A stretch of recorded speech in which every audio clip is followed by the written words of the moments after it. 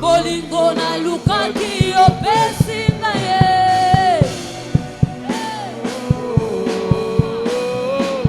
Lelo mokolo basangwa malamu e.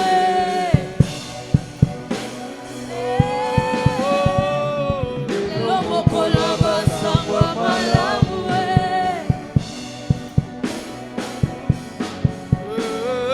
Lelo mokolo basangwa malamu e.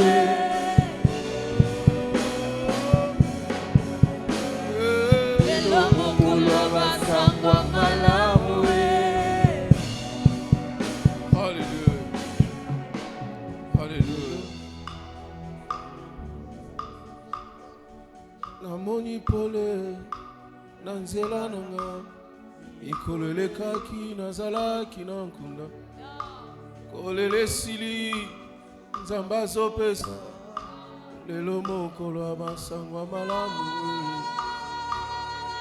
Alléluia. C'est un jour de bonnes nouvelles, un jour de bonnes nouvelles. Il a dit aujourd'hui c'est un jour nouveau, le jour que Dieu a fait, le jour que Dieu a fait, le jour que Dieu a instauré, le jour de bonnes nouvelles. Merci tendre Père. Merci pour cette journée que tu nous accordes. Merci pour cette journée que tu nous accordes dans ta présence.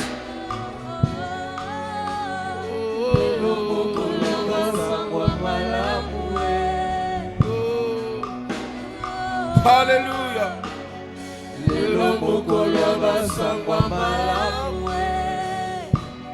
Alléluia.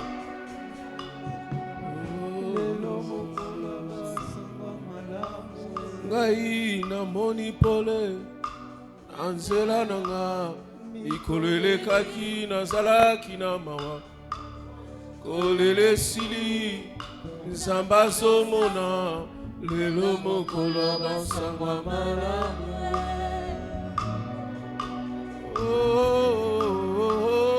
Lelo mokolo basangwa malamu bambeba. Mokolo basangwa malamu bambeba na ngai nyonso limbisi nani akokatela ngai etumbu fason restore nga eleki lelo bolingo nalukaki opesi ngai yo bambeba na ngai nyonso limbisi nani akokatela ngai etumbu façon restauré ngae lekindelo bolingo na lukaki opesi ngae.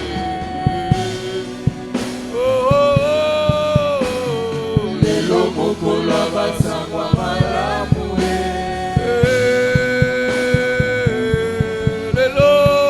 lelo mokolo basangwa malamu.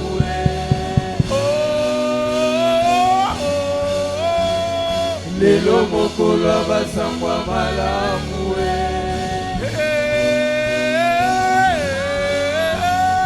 lelo mokolo basangwa malamu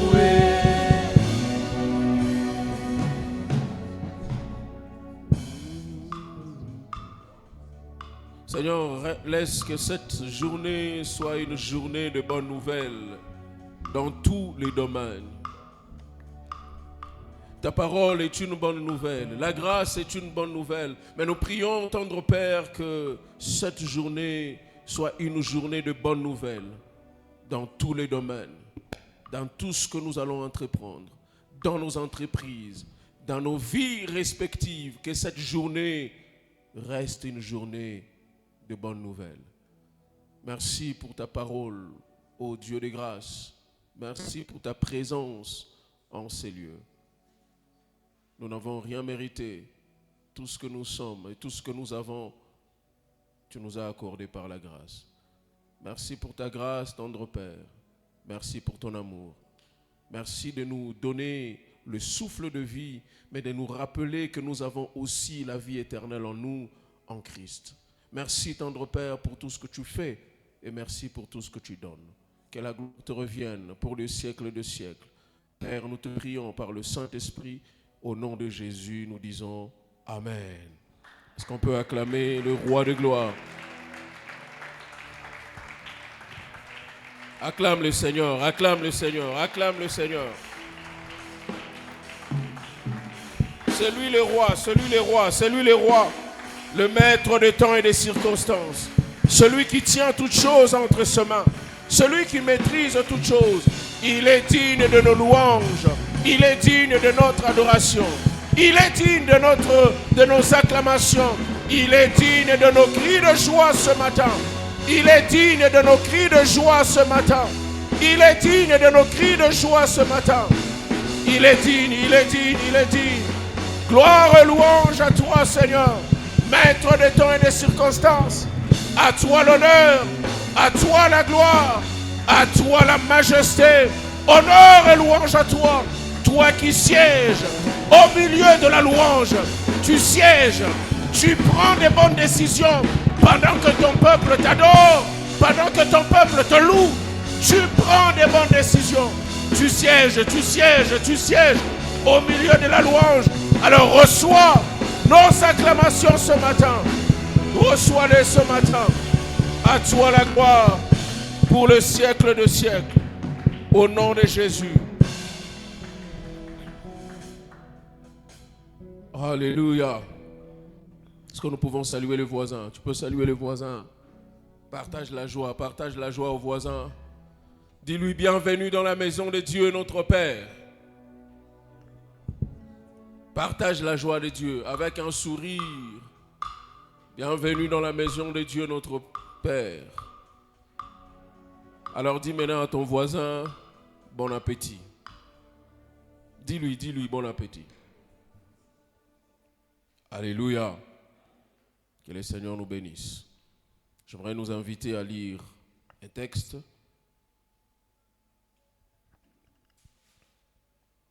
Aujourd'hui est le tout premier dimanche du mois de septembre. Ce qui fait que nous avons mis une pause sur le thème que nous avions au mois d'août, qui concernait l'évangélisation. Dieu veut que tous les hommes soient sauvés. Et ce matin, nous allons commencer une nouvelle série d'enseignements. Je ne sais pas, ça va nous prendre combien de dimanches, mais ça sera pour nous encourager, ça sera pour nous motiver et ça sera pour nous présenter aussi la fidélité et les bontés de notre Dieu. Nous lisons Genèse chapitre 22, le verset 6 jusqu'au verset 14. Genèse chapitre 22, le verset 6 jusqu'au verset 14. Lisez dans votre Bible, lisez dans votre Bible. Alléluia. Nous avons trouvé. Genèse, c'est au début de la Bible, au tout début de la Bible. Vous n'allez pas tourner beaucoup de pages. Environ 15 ou 16 pages que vous allez tourner et puis vous êtes au chapitre 22. Au tout début de la Bible. Alors nous allons lire au verset 6 jusqu'au verset 14. Il est écrit: Abraham prend le bois pour le sacrifice. Moi je lis ici avec la version Parole de vie. Donc on aura des différentes phrases, mais nous aurons la même pensée. Abraham prend le bois pour le sacrifice et le fait porter par son fils Isaac. Lui-même porte le feu et un couteau. Et ils s'en vont tous deux. Isaac dit à son père, dit, Abraham, père. Abraham répondit, oui mon fils, je t'écoute. Isaac continue, nous avons le feu et les bois, mais où est l'agneau pour l'Holocauste? Retenez la question. Hein? Nous avons le feu, nous avons le bois, mais où est l'agneau pour l'Holocauste? Le verset 8, Abraham répond, Dieu s'arrangera pour trouver l'agneau du sacrifice, mon fils. En votre version, dans la version Louis II, on dit quoi? Dieu pourvoira lui-même, c'est ça? Dans Louis II, Dieu pourvoira lui-même. C'est même ça notre thème pour cette semaine. Il dit Dieu pourvoira. Mais j'aime beaucoup plus la version Parole de vie qui dit Dieu s'arrangera pour trouver l'agneau du sacrifice, mon fils. Tous les deux continuent à marcher ensemble. Quand ils arrivèrent à l'endroit que Dieu lui a montré, Abraham construit un autel pour le sacrifice. Il mit le bois sur l'autel. Il attache son fils Isaac et il le met sur l'autel, au-dessus du bois. Puis il prend le couteau pour égorger son fils. Mais l'ange du Seigneur l'appelle du ciel. Abraham, Abraham. Abraham répond, oui, je t'écoute. Le Seigneur continue, ne touche pas à l'enfant. Ne lui fais pas de mal. Maintenant, je sais que tu me respectes. Ah, Dieu, depuis tout ce temps, tu marchais avec moi. Tu ne savais pas que je te respecte. Je sais maintenant que tu me respectes. Dans la version Louis II, on dit, je sais maintenant que tu me crains. Et en effet, tu as accepté de donner ton fils, ton seul fils. Alors Abraham aperçoit un bélier accroché par les cornes dans un buisson. Il va le chercher et il l'offre en sacrifice à Dieu à la place de son fils. Abraham appelle cet endroit « Le Seigneur s'arrangera ». C'est pourquoi on dit encore aujourd'hui sur la montagne « Le Seigneur s'arrangera ». Parole du Seigneur. Alléluia. Est-ce qu'on peut acclamer la parole du Seigneur? Ici, on nous présente l'histoire d'un homme que nous connaissons, Abraham, et que nous appelons les pères de la foi. Dieu met Abraham à l'épreuve. Lorsque vous lisez à partir du verset 22, du verset 1er du chapitre 22, Dieu met Abraham à l'épreuve. Il lui demande de sacrifier son fils, son unique. Je nous rappelle qu'Abraham n'avait pas qu'Isaac comme fils. Mais dans le plan de Dieu, Isaac était le seul fils de Dieu, selon la promesse que Dieu a faite à Abraham. Alléluia. Et il arrive un moment où Dieu vient voir Abraham. Il dit, bon, je t'ai fait la promesse de te donner un fils. Je t'ai fait la promesse de te donner une descendance passant par ce fils-là. Mais aujourd'hui, j'ai besoin que tu me donnes ce fils-là. Va l'offrir en sacrifice. L'offrir en sacrifice, ce n'est pas ce que nous faisons aujourd'hui. Vous venez avec l'enfant, je viens le présenter à l'église, je prie pour lui, et puis on le consacre, on le présente au Seigneur. Non, le donner en sacrifice à Dieu, c'était les sacrifier, les mettre sur l'autel et les brûler. Il devait mourir. Alors imaginez-vous, Dieu qui t'a donné ce qu'il t'a donné, et puis il vient te le demander. En ce moment-là, nous parlons qu'Abraham a maintenant au-delà de 100 ans. Sarah a maintenant au-delà de 90 ans. Puisque nous disons, elle s'est accouchée à 90 ans. Si je ne me trompe pas, Sarah devait déjà atteindre plus de 100 ans, je pense. Mais Dieu vient mettre à l'épreuve Abraham. Ce que j'aime, c'est que l'ange de l'Éternel dit à Abraham, il dit, maintenant je sais que tu me crains. Maintenant je sais que tu me respectes. La question que je me pose, mais depuis que j'ai commencé avec toi, depuis 75 ans, jusqu'à aujourd'hui, Dieu, tu ne sais pas que je te crains. Tu ne sais pas que je te respecte. Du reste, Abraham était né dans une famille idolâtre. Son père était fabricant des idoles. Quand Abraham rencontre Dieu, Dieu lui dit, tu dois quitter ton pays. Lisez Genèse chapitre 12. Tu dois quitter ton pays pour aller dans un autre pays que moi-même je te montrerai. Le Dieu qui a parlé à Abraham là, ce n'est pas un Dieu qu'Abraham connaissait. C'est un Dieu qui s'est révélé à lui, qu'il ne pouvait pas voir, qu'il pouvait seulement entendre et en lesquels il pouvait croire.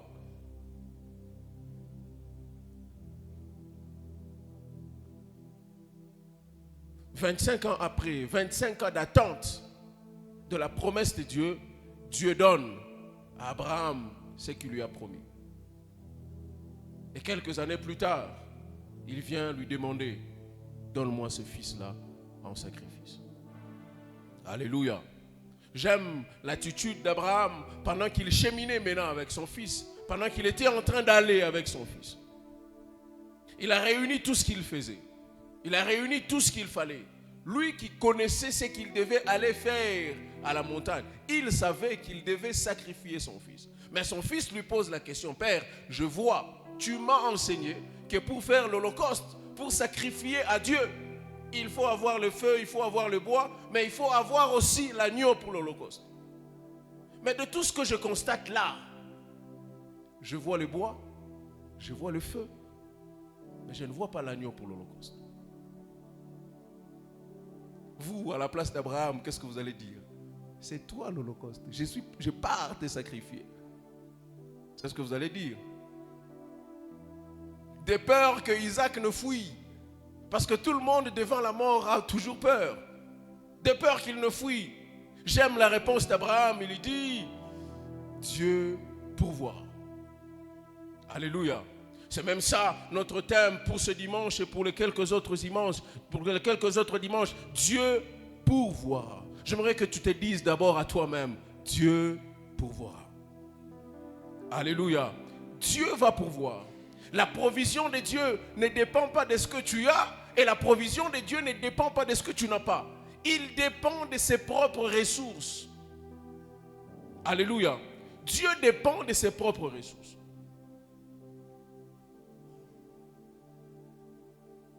Abraham savait qu'il devait sacrifier le fils.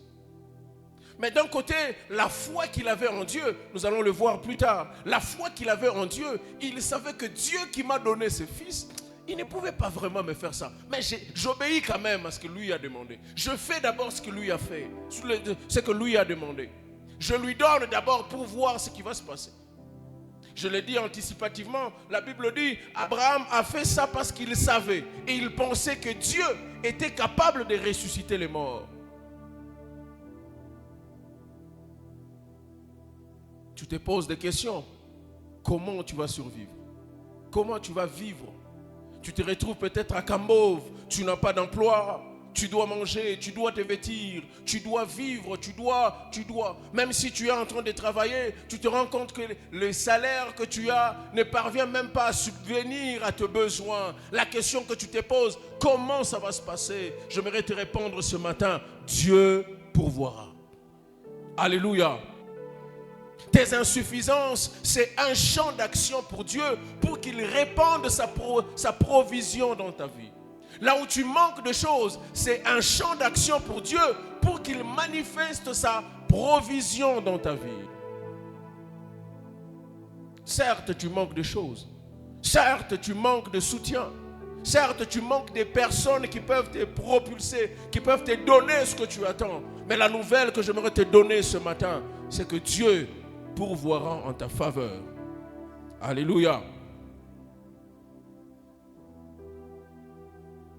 Ici, Dieu pourvoira, c'est le verbe pourvoir qui est conjugué à la troisième personne du singulier, au futur simple. Je ne suis pas très fort dans la conjugaison, moi je sais seulement employer les phrases en français et puis je me limite par là. Je ne sais pas si c'est un futur simple ou composé, parce que j'ai fait des recherches et puis j'ai... Qu'est-ce que cela signifie? Dire que Dieu pourvoira, dire que Dieu va pourvoir, ça veut dire quoi? Ça signifie Dieu va donner ou Dieu va doter à quelqu'un les choses de ce qui est nécessaire ou utile pour quelqu'un. Dieu va s'arranger pour te donner des choses qui sont nécessaires et utiles pour toi.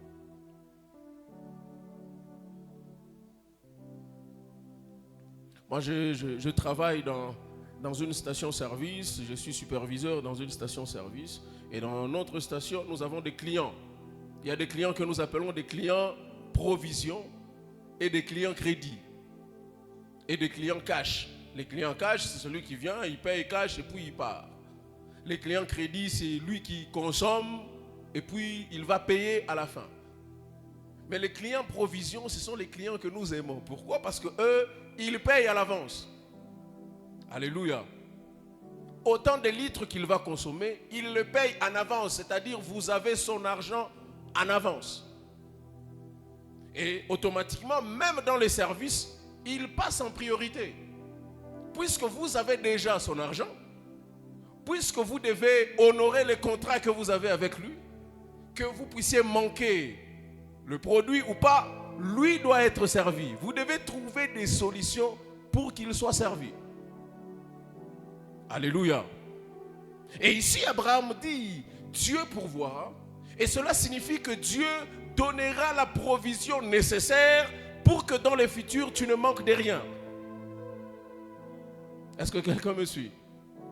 Dire que Dieu pourvoira, c'est que Dieu donnera une provision nécessaire pour que dans le futur, tu ne manques de rien. C'est-à-dire, Dieu examine tout ce dont tu auras besoin dans ton futur. Il fait déjà une provision pour ça. Chaque chose que tu dois nécessairement désirer ou tu dois nécessairement avoir besoin, Dieu l'a déjà mis en provision pour toi.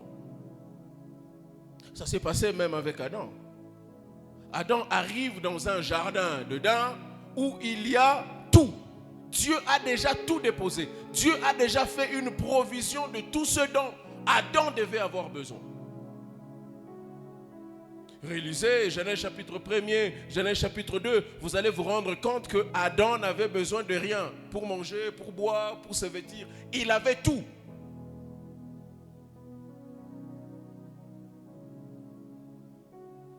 Il avait tout. J'ai même dit à quelqu'un dernièrement, il a été étonné, il dit, jusqu'à ce que Adam fasse des bêtises, qu'il sorte du jardin dedans, Adam ne savait même pas prier. Parce qu'il n'en avait pas besoin. Il va prier pourquoi? Il vivait dans une atmosphère divine. Dieu était avec lui. Tout ce qu'il faisait, Dieu agréait. Il était en parfaite communion avec Dieu. Il bénéficiait de la provision de Dieu. Et donc dire que Dieu pourvoira revient à dire que Dieu donnera ce qui est nécessaire pour toi. Alléluia. La première chose que tu dois retenir quand tu dis Dieu pourvoira, c'est que Dieu donnera ce qui est nécessaire pour toi. J'aime une phrase de quelqu'un qui dit, celui qui se contente du peu ne manque de rien. Lorsque tu as peu de choses et tu te contentes de ces peu-là, tu ne manqueras de rien.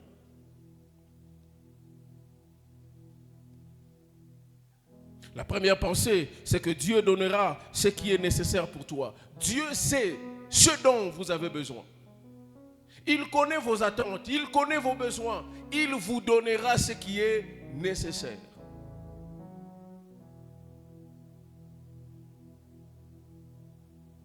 Isaac pose la question à son père.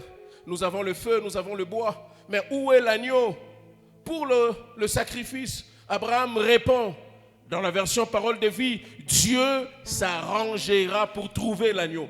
Il va s'arranger lui-même. Ce n'est pas que je vais me débrouiller. Moi, dans ma tête, je sais que j'amène Isaac sur l'autel pour le sacrifier. Mais je ne sais pas dire ça à Isaac. Petit, je pars te sacrifier. Je ne sais pas lui dire ça.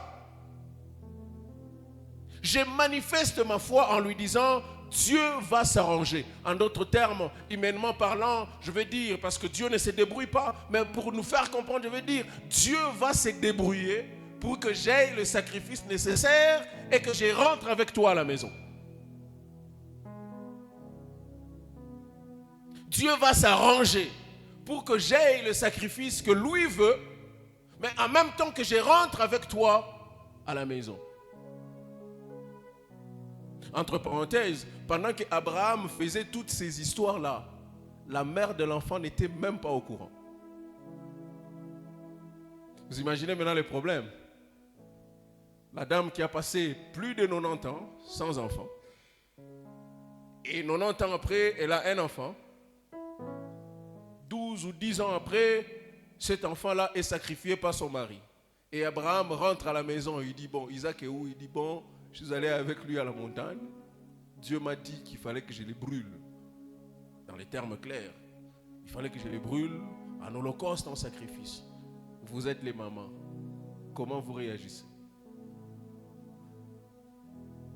En ces moments-là, relation yote, kachika. J'ai souffert pour avoir cet enfant. Et toi, tu viens me dire encore tes histoires-là. C'est là que la femme va lui rappeler. D'abord, on était dans notre pays. Tu es venu avec tes histoires-là. Oh, Dieu m'a dit, quittons, partons. Nous sommes partis. Regarde ce qu'il y a eu avec l'autre. Les femmes n'oublient pas. Elles encaissent seulement et puis elles passent à autre chose. Le jour où tu vas faire quelque chose de mal, tout va rentrer comme si tu les as fait hier. Alléluia. Alléluia. Gloire au Seigneur. Abraham dit à son fils, Dieu va s'arranger. Il met Dieu devant un embarras de choix. Tu m'as demandé de l'offrir, mais j'ai des comptes aussi à rendre à ma femme. Qu'est-ce que je vais lui dire après? Les gens, mes serviteurs, je les ai laissés là en bas. Quand vous lisez dans la version Louis II, Abraham demande à ses serviteurs, restez ici. J'aime la foi d'Abraham. Ce n'est pas pour rien qu'on l'appelle notre père de la foi. Dans la version Louis II, on dit, il a demandé à ses serviteurs, il dit, restez ici. Moi, je vais monter avec lui là-bas, et puis nous reviendrons vers vous. Il va revenir comment? Puisqu'il savait qu'il partait offrir cet enfant en sacrifice. Il croyait que Dieu pouvait se débrouiller. Dieu pouvait s'arranger pour qu'il rentre avec son fils. Qu'il fasse en même temps et le sacrifice et rentrer avec son fils. Comment? Il ne savait pas, mais il croyait que Dieu était capable de le faire. Dire que Dieu pourvoira, ça veut dire aussi que Dieu s'arrangera pour trouver une solution pour toi. Tu es dans un problème, tu ne sais pas comment t'en sortir. Tu es dans une difficulté, tu ne sais pas comment ça va se passer. Dieu pourvoira, ça veut dire aussi que Dieu trouvera, il s'arrangera pour trouver une solution nécessaire pour toi. Tu dis, je n'ai pas de moyens, je ne sais pas comment je vais m'en sortir, mais j'aimerais te rappeler que Dieu pourvoira. Et dire que Dieu pourvoira, rassure-toi qu'il va s'arranger pour trouver une solution pour toi. La solution de Dieu ne dépend pas de l'argent. La solution de Dieu ne dépend pas des moyens ni des personnes qui te soutiennent. Mais la solution de Dieu dépend de sa provision. Qu'est-ce qu'il a déjà prévu pour toi?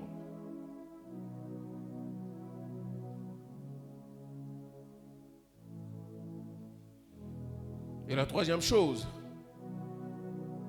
dire que Dieu pourvoira veut aussi dire que Dieu donnera une provision nécessaire pour que tu ne manques de rien.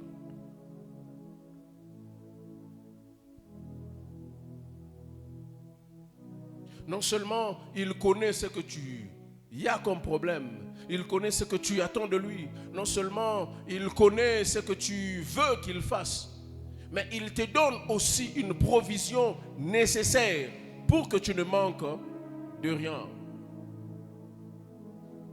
Et donc, faire une provision pour quelqu'un, c'est payer à l'avance certaines choses dont il aura besoin dans un domaine bien précis. Alléluia. Alléluia.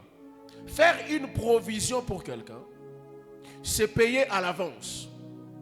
En d'autres termes, c'est payer la facture à l'avance pour quelqu'un, pour des choses dont il aura besoin certainement dans un domaine bien précis.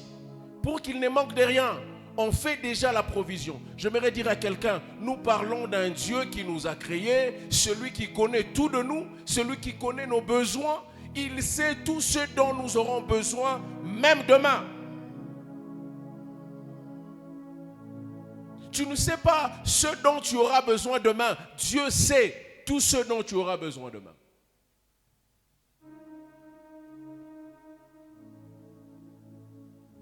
Tu ne sais pas quel problème tu vas rencontrer demain, mais Dieu sait et connaît quel problème tu vas rencontrer demain et il a déjà la solution à ces problèmes-là. C'est ça la provision de Dieu. Vivre dans la provision de Dieu, ce n'est pas quand les problèmes arrivent, tu commences maintenant à te battre, à te débrouiller pour trouver une solution. C'est quand les problèmes arrivent, la solution est déjà là. La solution ne peut pas être que matérielle. La solution peut être juste une pensée, juste une idée que Dieu met dans ton cœur, que Dieu met dans tes pensées et ça résout beaucoup de problèmes.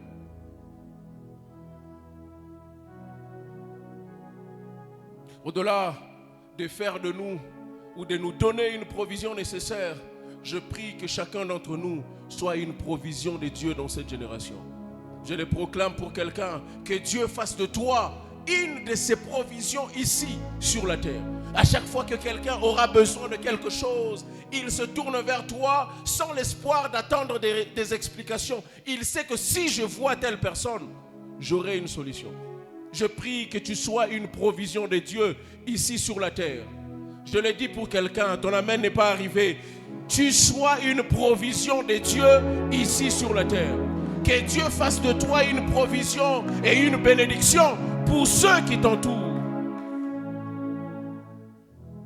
Vous savez, quand quelqu'un part demander à quelqu'un, il y a des personnes vers lesquelles vous savez qu'ici, il y a quelque chose qui sortira. Mais il y a d'autres personnes, vous vous dites, bon, on essaye d'abord. Ça peut ou ne pas. Parce que quand j'ai demandé l'année passée, là, il m'avait donné un peu. Mais il y a d'autres personnes, quand vous les regardez comme ça, ici, ça ne peut pas manquer. Alléluia. Je prie que tu sois ces genres de personnes. Quand on te regarde, non seulement on te regarde, mais quand on expose un besoin, on a une solution. Peut-être au-delà de ce qu'on attendait.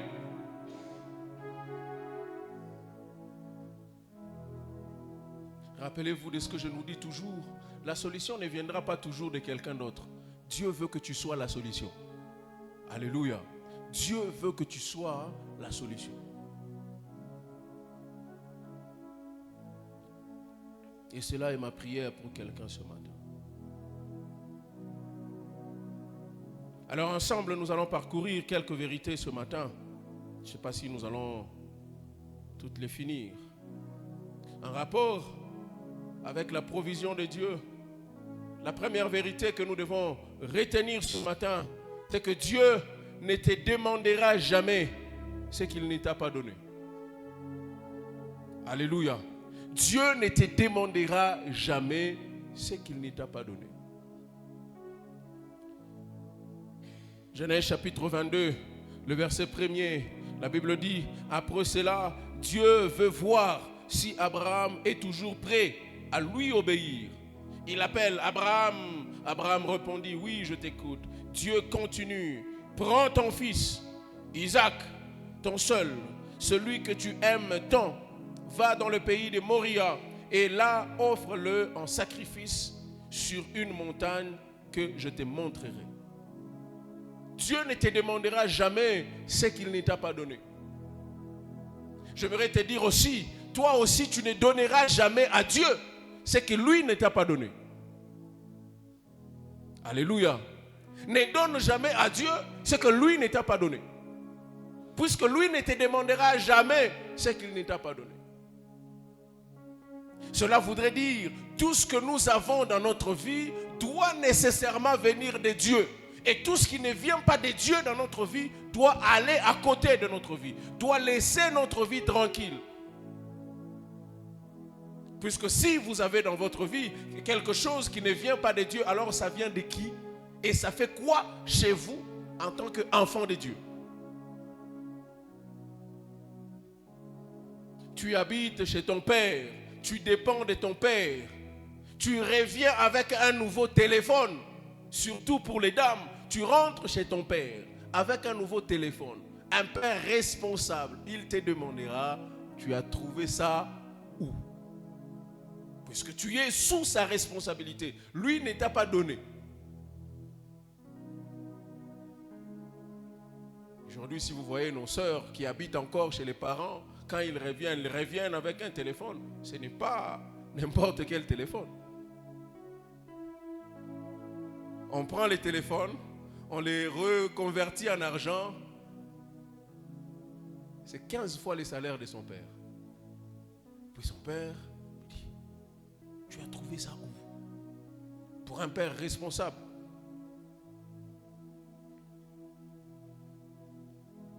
J'ai aimé un pasteur qui a dit,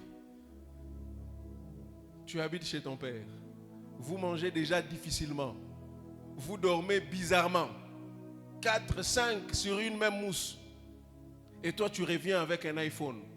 Tu fais quoi avec ça? Vends, paye une mousse et dormez tranquillement. Oh non, on m'a offert. C'est lui qui t'a offert ce téléphone, il ne connaît pas ton vrai besoin. J'aimerais te dire, bien-aimé dans le Seigneur, Dieu ne te donnera pas ce que tu n'as pas besoin. Il va s'assurer de te donner les choses dont tu as besoin. Dieu ne gaspille pas.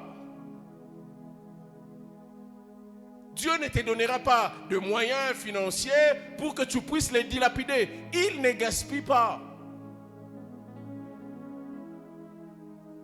Si tu te rends compte que Dieu t'a donné beaucoup, rassure-toi qu'il a un objectif derrière ça.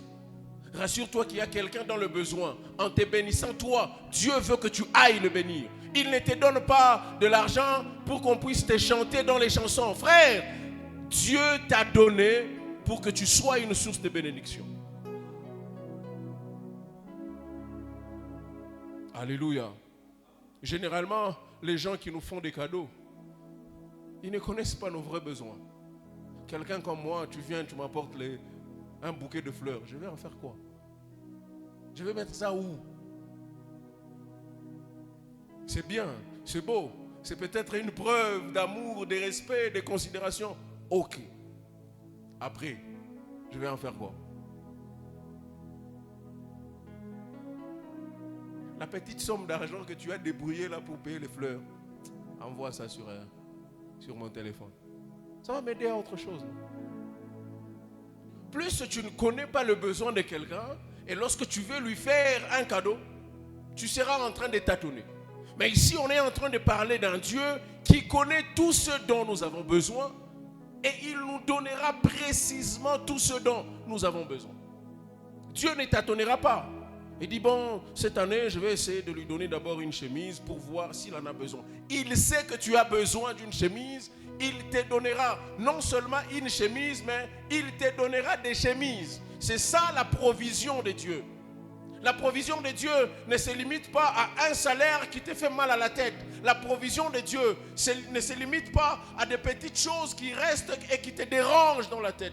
Mais la provision de Dieu, c'est quand Dieu te visite. Avec le petit salaire que tu as une vie tranquille. Tu vis suffisamment tranquillement.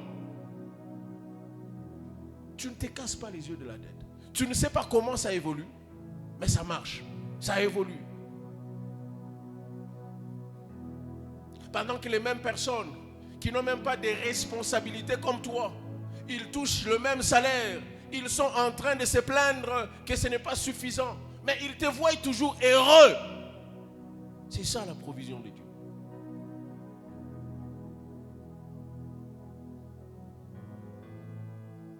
Il ne te donnera, il ne te demandera jamais ce que lui ne t'a pas donné. Pourquoi Dieu n'est pas venu vers Abraham? Il lui dit, bon, comme tu as 2 fils, donne-moi d'abord Ismaël comme c'est lui ton aîné. Pourquoi il n'a pas fait ça? Ismaël est né d'Abraham, mais il n'était pas né dans le plan de Dieu. Abraham a voulu trouver des solutions avec sa femme. Ça ne venait pas de Dieu. Mais celui que Dieu a donné à Abraham, il est venu lui demander. Il dit, donne-moi ce que je t'ai donné. En d'autres termes, nous voulons aussi dire que tout ce que nous donnons à Dieu, tout ce que nous pouvons donner à l'Église, ce n'est pas nous qui donnons, nous rendons à Dieu. C'est lui qui nous a déjà donné. Si Dieu ne t'a pas donné, comment tu viendras lui donner? Si tu viens donner, si tu donnes à quelqu'un, c'est que Dieu t'a d'abord déjà donné. Rassure-toi de donner à Dieu ce qu'il t'a donné. Ne viens pas avec quelque chose qui ne vient pas de lui. Alléluia. Alléluia. La deuxième chose, la provision de Dieu se base sur la promesse de Dieu et se manifeste pour honorer notre foi. Elle se base sur la promesse de Dieu. Regardez avec moi Genèse, chapitre 12, le verset 1er jusqu'au verset 3. Dieu vient voir, à l'époque, il s'appelait encore Abraham, avant que Dieu ne change son nom en Abraham dans Genèse 17. Genèse chapitre 12. Le Seigneur dit à Abraham, quitte ton pays, ta famille et la maison de ton père, puis va dans le pays que je vais te montrer. Je ferai naître de toi un grand peuple. Il commence à faire des promesses. Je ferai naître de toi un grand peuple. Je te bénirai et je rendrai ton nom célèbre. Je bénirai les autres par toi. Je bénirai ceux qui te béniront. Je maudirai ceux qui te maudiront. C'est lui qui te maudira. Par toi, je bénirai toutes les familles de la terre. Dieu vient rencontrer Abraham. Il lui fait des promesses. Et cette promesse constitue une provision que Dieu a mise dans la vie d'Abraham. Pour que cette promesse arrive, cette promesse était cachée dans un fils qui est Isaac et qui devait s'accomplir plus tard. On a vu avec vous, ça fait plus de 25 ans qu'Abraham attendait la venue d'Isaac. C'était en cela la promesse que Dieu a fait à Abraham. Lorsque nous lisons aussi Genèse chapitre 18, Genèse 18, le verset 10.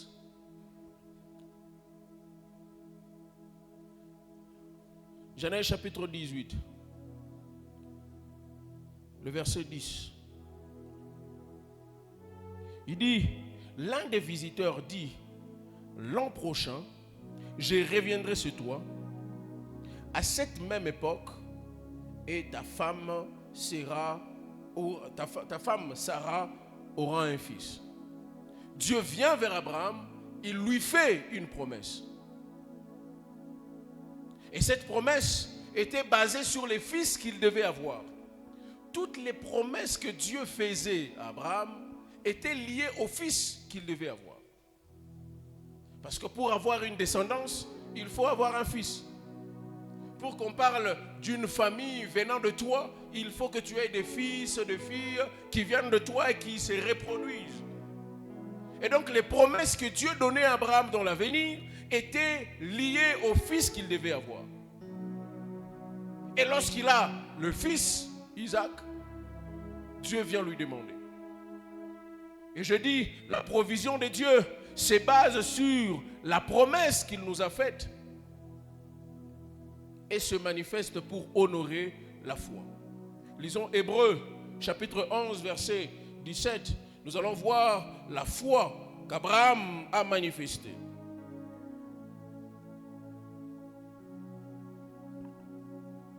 Hébreux, chapitre 11, le verset 17 jusqu'au verset 19. Hébreux, c'est dans le Nouveau Testament. Beaucoup de gens pensent que c'est dans l'Ancien Testament parce qu'on parle des Hébreux. Hébreux, c'est dans le Nouveau Testament. Abraham, je vais lire. Abraham a cru en Dieu. La foi, il a cru en Dieu. Mais Dieu voulait voir ce qu'Abraham allait faire. et il lui a demandé d'offrir Isaac en sacrifice. Alors Abraham a offert son fils unique. Est-ce que de vous à moi, est-ce qu'Abraham a vraiment offert son fils? Oui. Pas physiquement, mais spirituellement c'était fait. En obéissant à Dieu, c'était déjà fait. Alors Abraham a offert son fils unique. Pourtant, il avait déjà reçu les promesses de Dieu. Vous voyez, les promesses de Dieu étaient basées, liées à Isaac. Mais Dieu lui demande, il offre même ce fils. Pourtant, il avait déjà reçu les promesses de Dieu. En effet, Dieu lui avait dit par Isaac, tu auras des fils qui porteront ton nom. Mais Abraham a pensé, Dieu a même le pouvoir de réveiller quelqu'un de la mort. C'est pourquoi Dieu lui a rendu son fils comme celui-ci revenait de la mort. Dieu lui fait des promesses. Et il manifeste la provision de Dieu. Il pourvoit aux besoins d'Abraham de trouver un agneau pour l'Holocauste. Parce qu'il voulait honorer aussi la foi d'Abraham. Dieu lui a fait des promesses. En effet, Dieu lui avait dit par Isaac, tu auras des fils qui porteront ton nom. Il y aura des descendances, il y aura une descendance qui va porter ton nom. Et cela passera par Isaac. Et quand Abraham se retrouve devant un fait accompli, qu'il doit sacrifier son fils, qu'il doit offrir son fils, la Bible dit, il a cru, mais il a aussi pensé que Dieu est capable. Dieu est capable, ou Dieu a le pouvoir de réveiller quelqu'un de la mort. La question que je pose toujours, nous sommes dans Genèse. Où est-ce que Abraham a vu Dieu ressusciter un mort? Alléluia. J'aimerais dire à quelqu'un, Dieu est prêt à faire avec toi les choses qu'il n'a jamais fait avec personne. Ton amen n'est pas arrivé. Dieu est capable de faire avec toi les choses qu'il n'a jamais fait avec quelqu'un d'autre dans ta famille.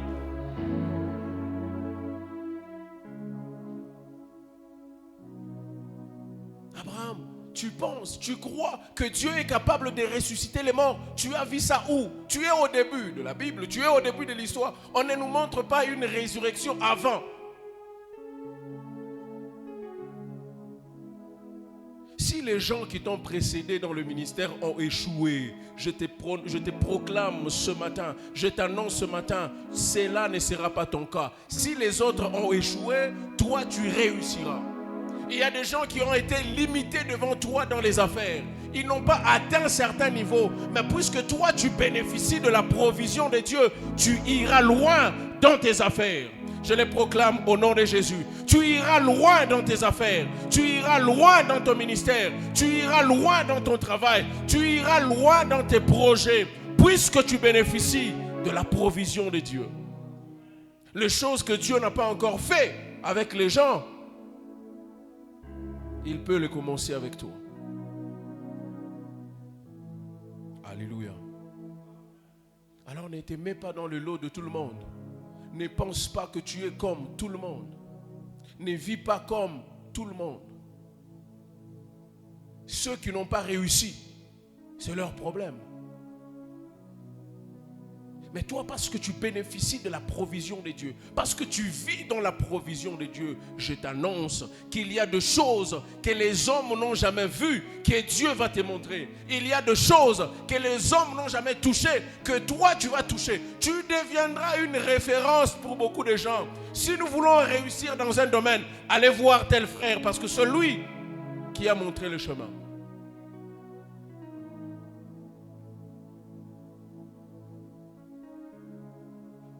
Dieu est capable de commencer des choses avec toi pour se servir de toi comme référence. Pourquoi? Parce que tu bénéficies de la provision de Dieu. Alléluia. Alléluia. Alléluia. Dis à ton voisin que je serai le premier. Je serai le premier. Je serai le premier. S'il n'y a jamais eu de ministre à Cambo, dis-lui, ça va commencer par moi. Ça va commencer par moi. On nomme comme ça un ministre de ça et de ça, il vient de Cambo. Ou ministre de ça, elle vient de Cambo. Surtout ces derniers temps, les femmes sont beaucoup nommées. Donc les sœurs, recevez la grâce. Recevez la grâce de Dieu. S'il y a des choses qui ne... Vous n'êtes pas obligé de rester seulement chef de quartier, chef des rues.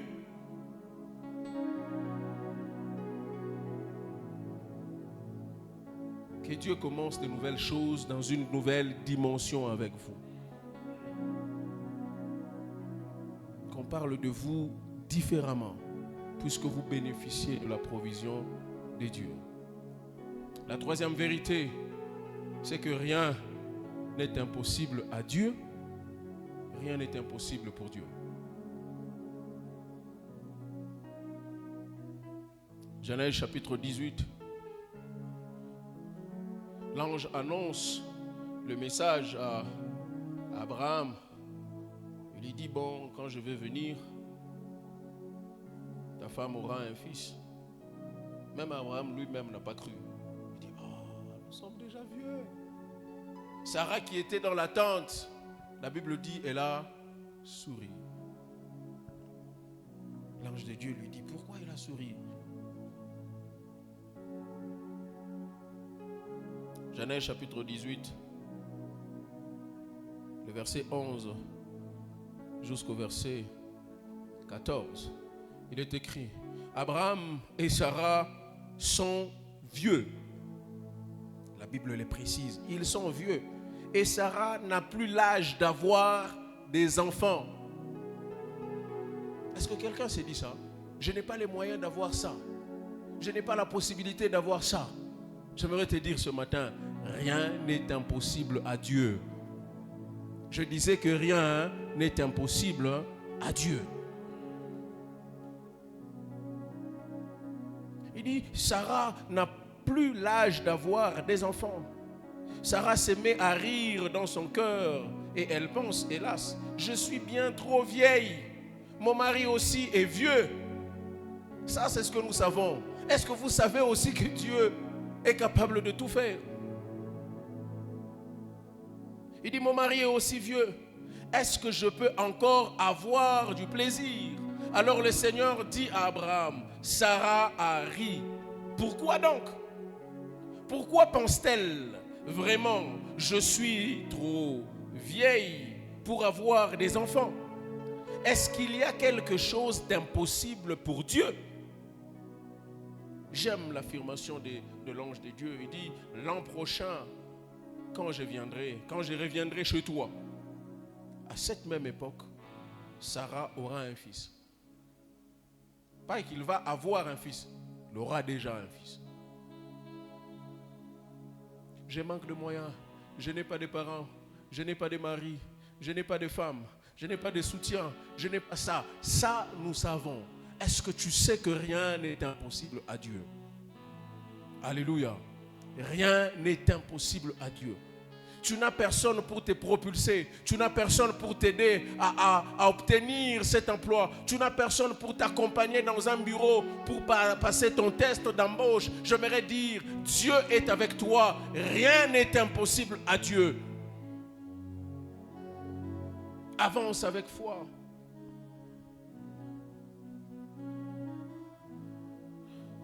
J'aime l'attitude de Marie, la mère de Jésus. Luc chapitre 1er, le verset 31 jusqu'au verset 37. Ça parle de la même chose. L'ange vient et dit à Marie, tu vas attendre un enfant. Tu mettras au monde. Je suis dans Luc chapitre 1er, le verset 31. Je vais m'arrêter au verset 37. Il dit ceci, tu vas attendre un enfant. Tu mettras au monde un fils. Et tu l'appelleras Jésus. La personne à laquelle on annonce cette vision, cette prophétie, cette promesse-là, c'est une femme vierge. Elle ne connaît pas d'homme. Elle a de quoi s'étonner. Elle a de quoi s'inquiéter. Il dit, personne ne sera aussi important que lui. Il dit, l'enfant que toi tu vas donner, l'enfant que toi tu feras naître, personne ne sera aussi important que lui. J'aimerais dire à quelqu'un, j'aimerais prophétiser, l'entreprise que toi tu vas commencer, personne ne sera importante que ça. Il n'y a aucune entreprise qui sera importante que ça. Les affaires que tu vas lancer seront tellement importantes et tout le monde va aimer ce que tu seras sur le point de faire. Les enfants que tu vas mettre au monde, même ceux que tu as déjà mis au monde, seront tellement importants aux yeux de Dieu que personne ne peut le dépasser. Personne ne sera aussi important que lui. On l'appellera fils du Très-Haut. Le Seigneur Dieu lui-même donnera le royaume de David, son ancêtre. Il sera le roi du peuple d'Israël pour toujours. Et son pouvoir ne finira jamais. C'est l'ange qui prononce toutes ces choses-là. Et puis Marie regarde comme ça, bouche bée. Il dit, ça va se faire quand? Comment? Elle pose la question. Marie dit à l'ange, elle dit, oh, papa ange, est-ce que tu sais que je ne connais pas d'homme? Tu sais que je ne connais pas d'homme? Il dit, Marie dit à l'ange, comment cela va-t-il arriver? En effet, je ne vis pas avec un homme. Elle était fiancée, c'est-à-dire son fiancé était chez lui et puis elle était chez ses parents. Je ne vis pas avec un homme. L'ange lui répondit, l'Esprit Saint viendra sur toi et la puissance du Très-Haut te couvrira comme l'ombre. C'est pourquoi l'enfant qui va naître sera saint et on l'appellera fils de Dieu. Écoute, l'ange lui donne l'expérience de quelqu'un d'autre. Il dit Élisabeth. L'ange n'a pas cité une histoire très lointaine. Il dit non, Sarah. Non, on lui parle de l'histoire qui est toute proche. Il dit Élisabeth, qui est de ta famille. Elle aussi est enceinte. Elle aura un fils. Pourtant, elle est vieille. Donc l'histoire d'avoir des enfants dans la vieillesse, ce n'est pas seulement Sarah. Élisabeth aussi. Elle dit pourtant, elle est vieille. On disait qu'elle ne pouvait pas avoir d'enfant. Et maintenant, elle est enceinte depuis 6 mois.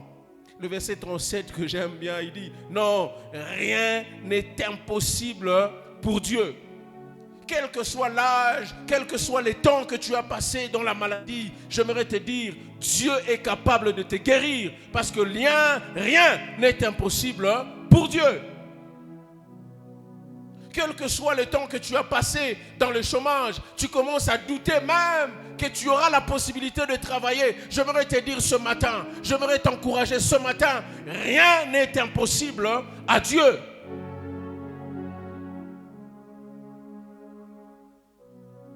Tu es arrivé au point où tu as vraiment tout perdu. Tu n'as plus rien avec toi. Tu ne sais même plus te relancer. Tu ne sais plus comment tu vas te relancer. Des projets, tu les as. Des idées, tu les as. Tu n'as plus de moyens. Je voudrais te dire ce matin, rien n'est impossible à Dieu. Rien n'est impossible pour Dieu. Le même Dieu qui t'a créé et qui t'a encore gardé sur la terre, il est capable de te restaurer et de te rendre capable de faire quelque chose de grand. Rien n'est impossible pour Dieu. Ne limite pas Dieu en fonction de ce que tu manques.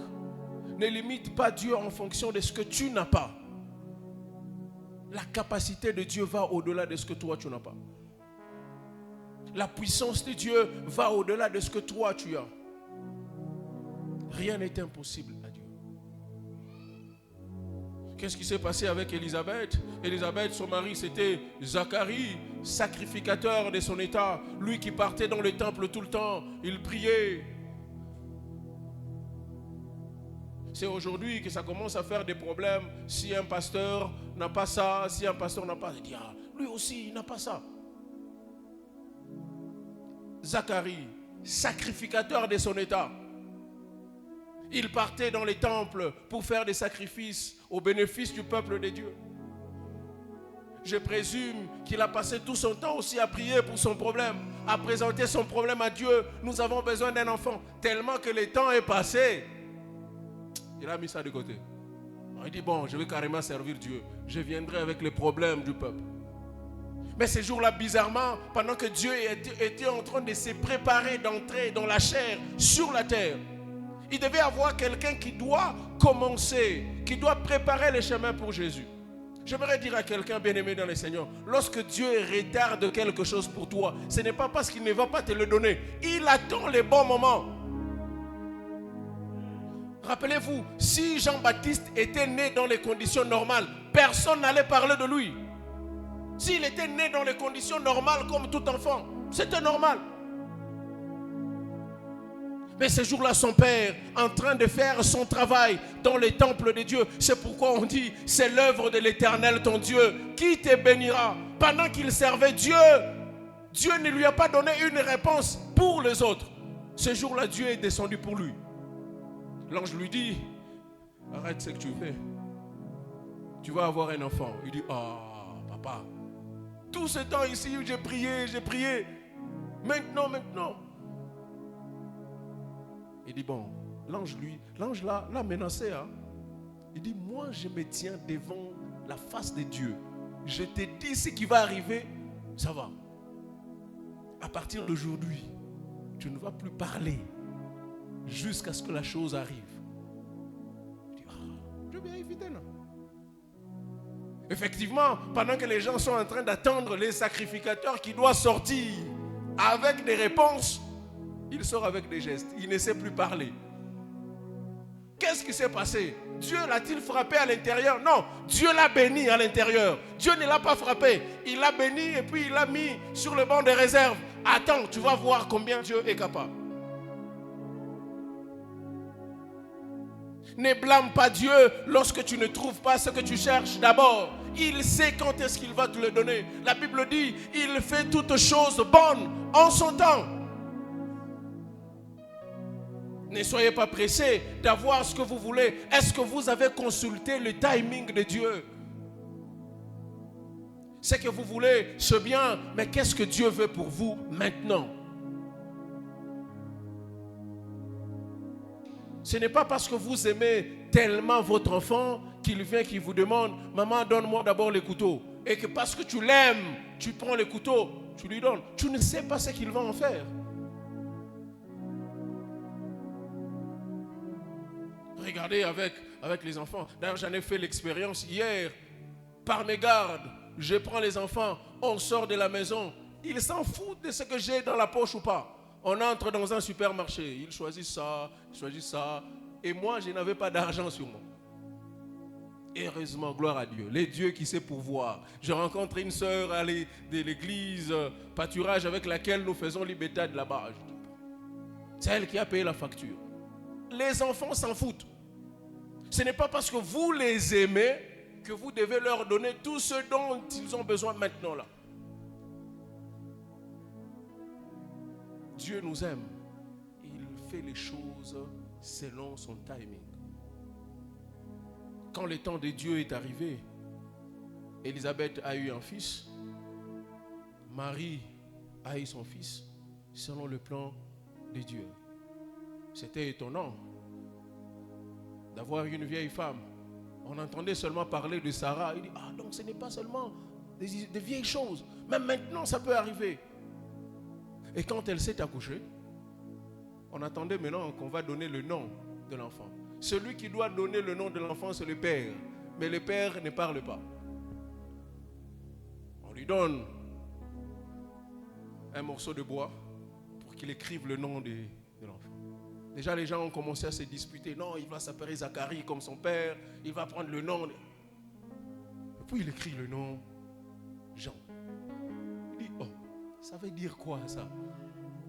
Aucune personne dans notre famille ne porte ce nom-là.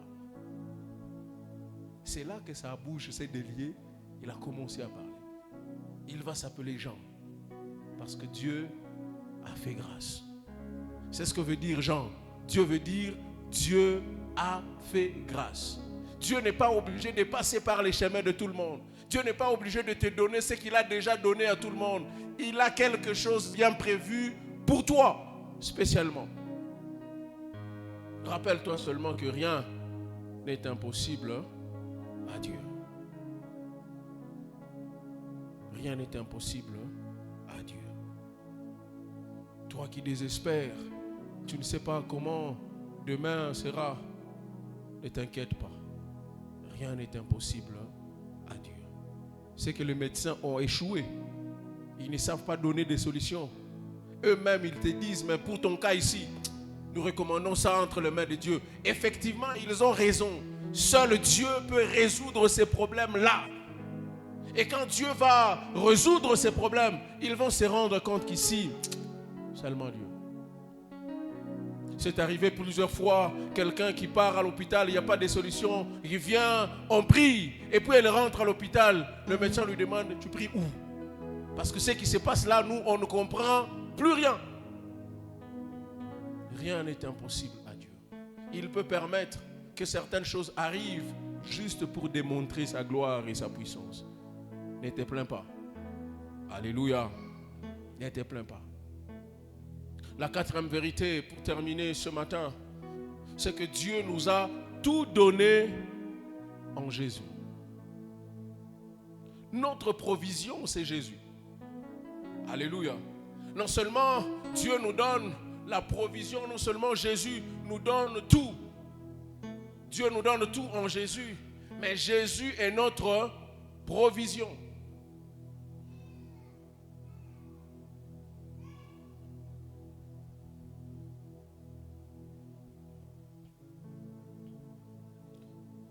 Lisons Colossiens chapitre 2, le verset 9. Colossiens chapitre 2, le verset 9 et le verset 10. Je vais lire avec la Bible du Semeur.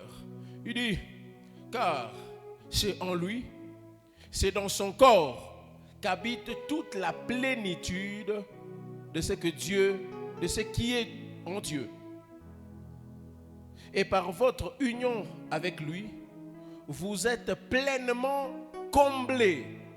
Vous êtes pleinement comblés, car il est le chef de toute l'autorité et de toute puissance. Pleinement en Dieu, pleinement en Christ, nous sommes comblés. Dieu nous donne tout en Christ. Dieu a tout déposé en Christ afin que nous ne puissions manquer de rien. Voilà pourquoi lui-même, il a dit, tout ce que vous demanderez à mon nom. Le nom de Jésus est notre provision. Je m'approche devant Dieu, je viens au nom de Jésus. Dieu se doit de me donner tout ce dont j'ai besoin parce que la provision est déjà payée.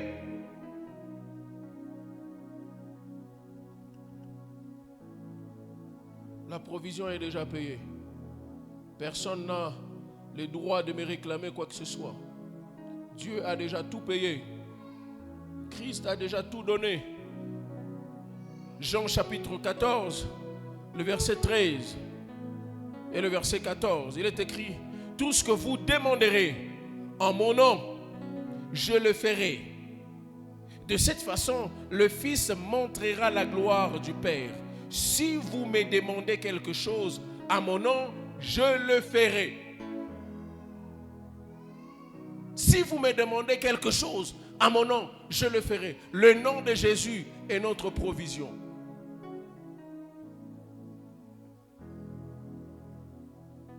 Le nom de Jésus, c'est notre provision. Éphésiens chapitre 1er, le verset 3, il dit, louange à Dieu, le Père de notre Seigneur Jésus-Christ. En effet, il nous a bénis. Il nous a bénis dans le Christ en nous communiquant le don de son esprit qui vient du ciel. J'aimerais le lire avec la version Louis II. Il est écrit, béni soit Dieu, le Père de notre Seigneur Jésus-Christ, qui nous a bénis et qui nous a bénis de toutes sortes de bénédictions spirituelles dans le lieu céleste en Christ. Il nous a bénis de toutes sortes de bénédictions dans le lieu céleste en Christ. Dieu nous donne tout en Jésus. Tout ce dont nous avons besoin, nous le trouvons en Jésus. Tout ce dont nous avons besoin, nous le trouvons en Jésus. J'aimerais qu'on lise un dernier passage dans Philippiens chapitre 4. J'aime ce passage. Philippiens chapitre 4. Philippiens chapitre 4. Je vais les lire dans les 3 versions que j'ai utilisées ce matin. Dans la version, avec la version parole, avec la version du semeur, il est écrit: aussi, mon Dieu subviendra pleinement à tous vos besoins. Il le fera selon sa glorieuse richesse qui se manifeste en Jésus. Avec la version parole des vies. Il dit: et mon Dieu vous donnera tout ce qui vous manque par le Christ Jésus. Mon Dieu vous donnera tout ce qui vous manque par Jésus, tellement sa gloire est grande. Jésus est notre provision et Dieu pourvoira à tous nos besoins. C'est ce que Louis II dit. Je vais lire avec la version parole vivante. Il dit: d'ailleurs, mon Dieu subviendra pleinement à tous vos besoins selon sa richesse glorieuse manifestée en Jésus-Christ. Dieu pourvoira à tous vos besoins selon sa richesse. La version Louis II dit: et mon Dieu pourvoira. Dieu pourvoira à tous vos besoins selon sa richesse avec gloire en Jésus-Christ. Dieu pourvoira. Tu n'as pas besoin de te lamenter. Rappelle-toi juste de ce message. À chaque fois que tu te poses des questions, fortifie-toi en te disant: Dieu pourvoira. Alléluia. Il subviendra pleinement. Il vous donnera tout ce que vous manquez selon sa richesse en Christ. Je rejoins David qui dit: l'Éternel est mon berger, je ne manquerai de rien. Ce matin, je vous l'annonce, bien-aimés dans le Seigneur, vous ne manquerez de rien parce que Dieu pourvoira à tous vos besoins. Il pourvoira. Tu n'as pas besoin de te lamenter. C'est vrai que tu manques, mais Dieu subviendra à tes besoins. Il te donnera ce que tu manques. Tu as manqué hier, mais aujourd'hui tu as appris que Dieu te donnera ce que tu manques. Il pourvoira à tous tes besoins. Je le dis toujours ici, chaque fois. Vous savez, le berger, quand David disait que l'Éternel est mon berger, il sait de quoi il parle. Le berger, celui qui connaît, celui qui détecte le besoin de la brebis, celui qui sait que la brebis doit manger, celui qui sait que la brebis doit boire, il sait comment conduire la brebis, là où la brebis doit manger, là où la brebis doit boire. C'est le berger qui connaît le besoin. Et ce matin, je te dis, c'est Dieu qui connaît ton besoin et il va pourvoir à ton besoin.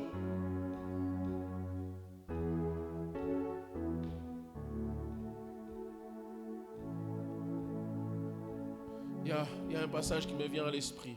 2 Corinthiens chapitre 2. 2 Corinthiens chapitre 8. 2 Corinthiens chapitre 8, le verset 9.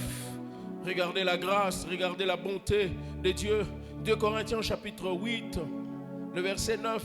Il dit: car vous connaissez la grâce de notre Seigneur Jésus, qui, pour vous, s'est fait pauvre, de riche qu'il était, afin que par sa pauvreté, vous fussiez enrichis. De riche qu'il était, il a accepté de se faire pauvre pour nous enrichir. Et nous enrichir ici, ce n'est pas spirituellement. Nous enrichir ici, c'est pourvoir à nos besoins abondamment. C'est nous donner avec abondance tout ce dont nous avons besoin. Il s'est fait pauvre à la croix. Il s'est humilié jusqu'à la mort de la honte, celle de la croix, pour faire de nous des hommes et des femmes riches en lui.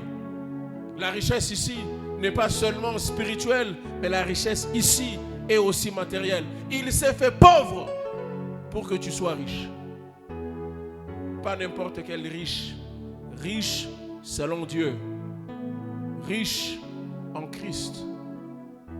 C'est pourquoi je dis toujours, bien-aimé dans le Seigneur, il est possible d'avoir beaucoup d'argent et rester fidèle à Dieu. Il est possible d'avoir beaucoup d'argent et continuer à servir Dieu avec humilité. Parce que c'est Dieu qui nous rend riches. Lui, des riches qu'il était, il s'est fait pauvre. Il est allé à la croix pour faire de nous des hommes et des femmes riches en lui. Je proclame que la richesse de Dieu soit ton partage.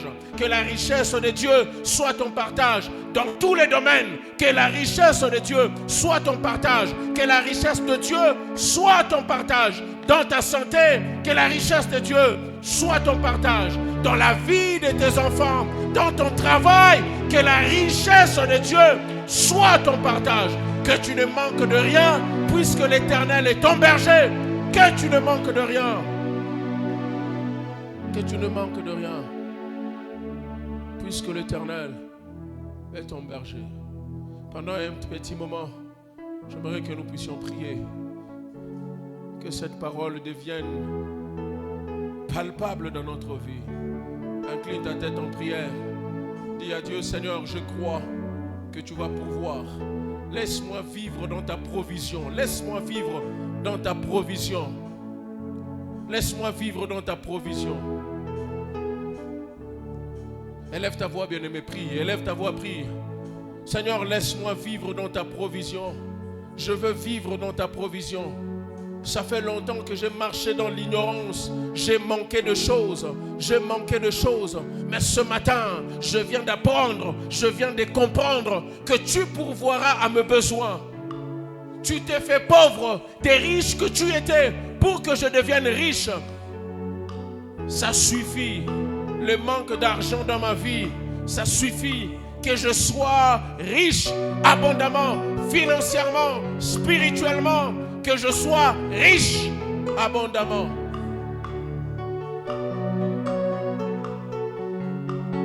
Alléluia. Bien-aimé, prie pour toi, prie pour toi.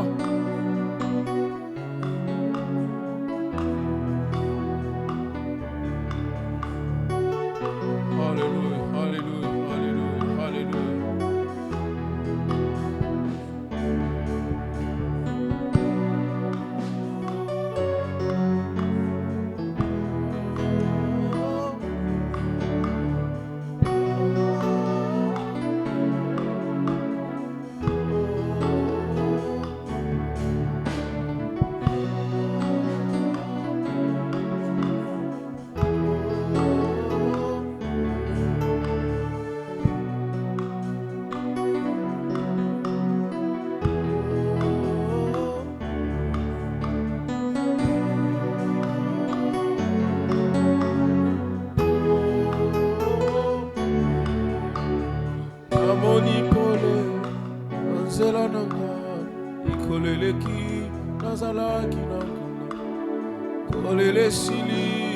Zambazo pesa lelo mokolo basangwa malamu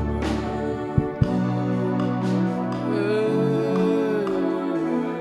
mokolo basangwa malamu namoni pole anzela nanga mikolele kaki nazalaki nanga kolele sili zambazo sala lelo mokolo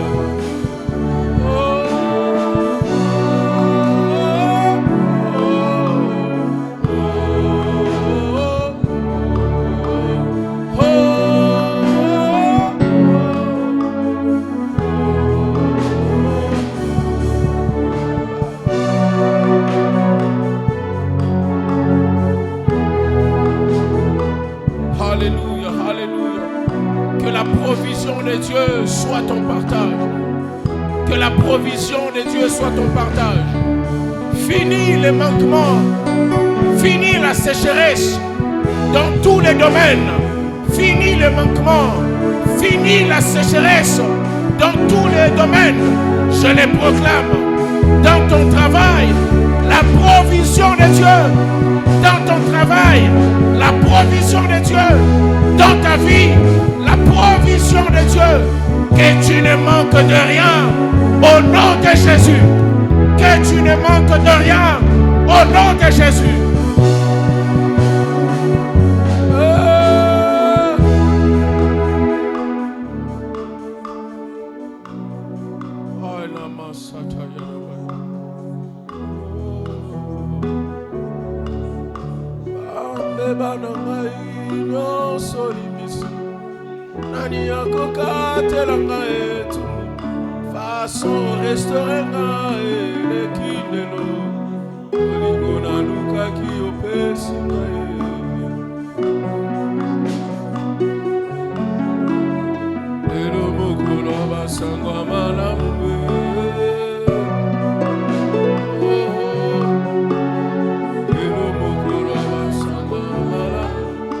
Une série de bonnes nouvelles, une série de bonnes nouvelles, une série de bonnes nouvelles pour toi, une série de bonnes nouvelles pour toi ce matin, puisque tu bénéficies de la provision de Dieu.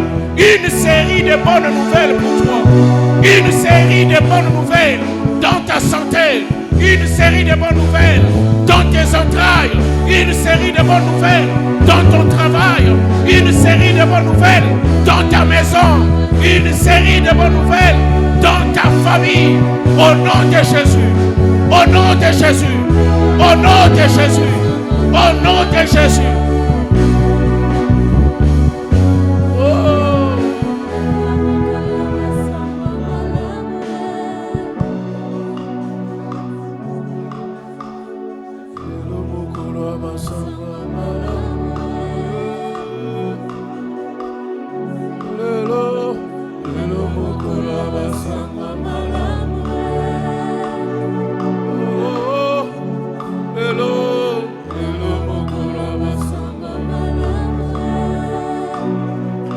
À partir de ce matin, il n'y aura plus de mauvaises nouvelles. Les mauvaises nouvelles sont loin de toi, partent loin de toi. Je proclame une nouvelle saison avec une série de bonnes nouvelles. Une nouvelle saison avec une nouvelle provision de Dieu.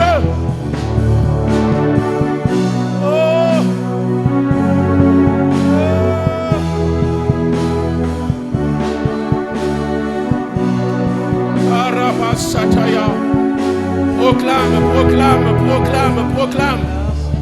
Une série de bonnes nouvelles. Une saison dans la provision de Dieu.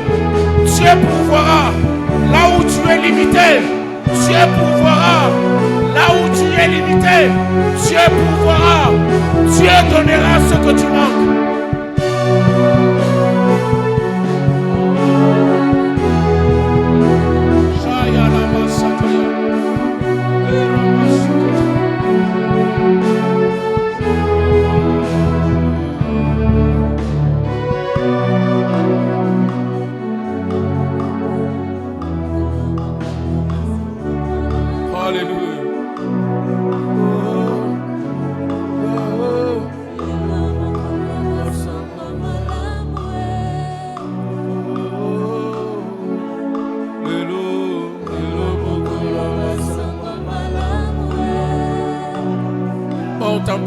Monte en prière. Il y a une saison qui se déclenche ce matin. Il y a une saison qui se déclenche ce matin. Il y a une saison qui se déclenche ce matin. La rablada va soukote le mandalaba. Et ramasse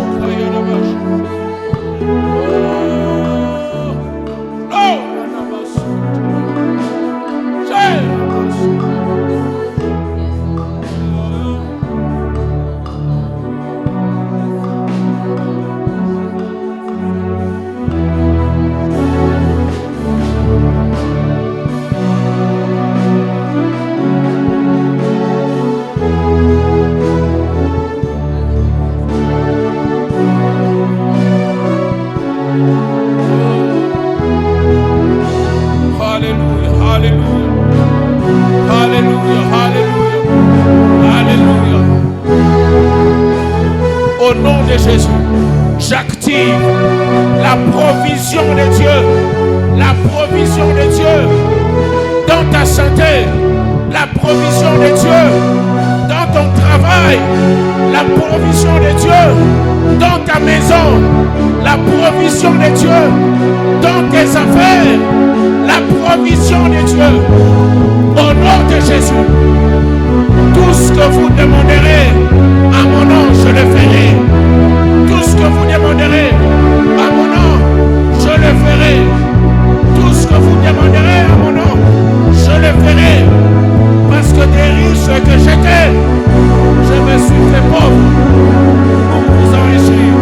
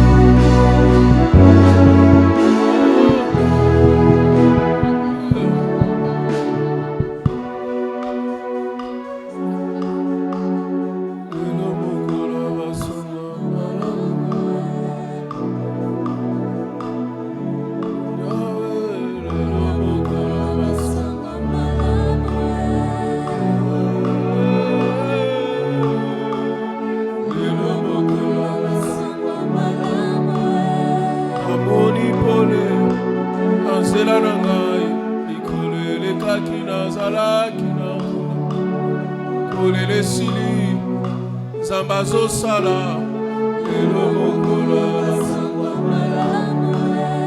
Amoni pole Anzela nanga Ikolele kaki Nazala kinanga Kolele sili Zambazo pesa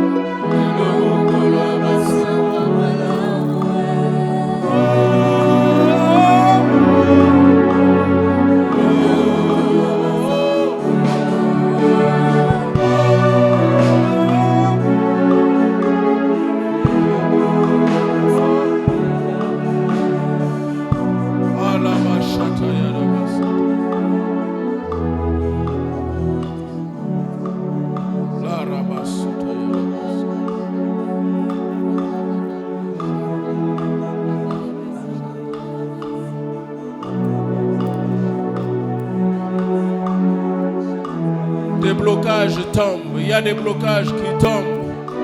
Une nouvelle saison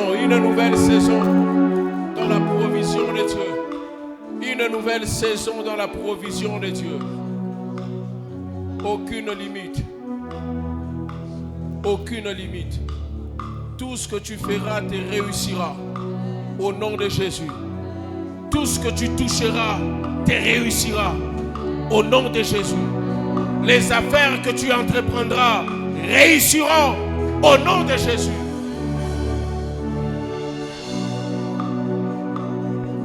Ils chercheront à embaucher des gens. Même si ce sera sur 1000 personnes et qu'ils ont besoin d'une seule personne, ça sera toi qui seras prise. Parce que tu es dans la provision de Dieu. Tu vis dans la provision de Dieu. Ils sont en train de chercher qui ils vont promouvoir. 5, 6 personnes comme candidats. Mais puisque toi, tu vis dans la provision de Dieu, tu ne vas pas comprendre comment on va te choisir. C'est toi qu'on va choisir. C'est toi qu'on va choisir. Alléluia.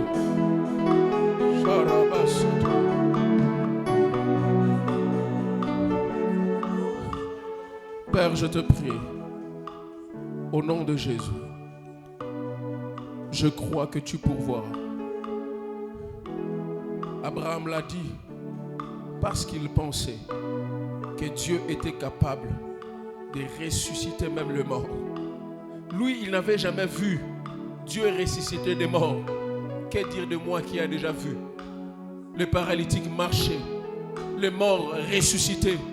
Ce matin, je proclame que rien n'est impossible à toi.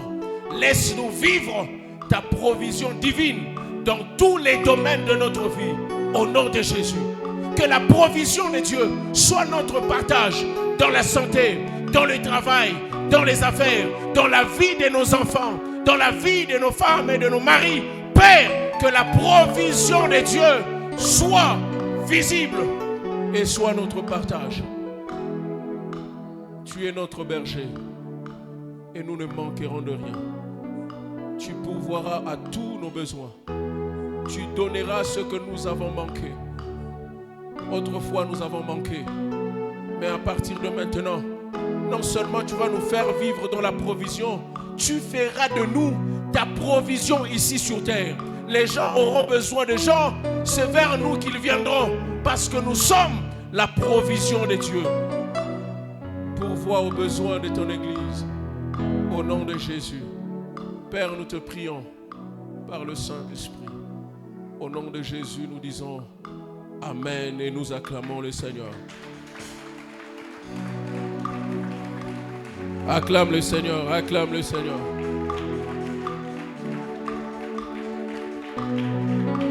Acclame le Seigneur, acclame le Seigneur. Est-ce que tu peux t'élever de ton siège et acclamer le Seigneur? Est-ce que tu peux l'élever de là où tu es? Acclame le Seigneur. C'est lui qui pourvoit, celui qui te donne tout ce dont tu as besoin, celui qui fraye un chemin, celui qui te conduit et celui qui te fait prendre des bonnes décisions. Le roi des rois, le maître des temps et des circonstances. Gloire au Seigneur. Reste debout, reste debout, reste debout. Élève ta voix pour dire merci au Seigneur. Bénis le Seigneur, bénis le Seigneur. Bénis le Seigneur. Dis merci à Dieu pour ta provision. Seigneur, merci pour ta provision dans ma maison. Merci pour ta provision. Tel que tu les proclames, tu vas le vivre. Tel que tu les proclames, tu vas le vivre.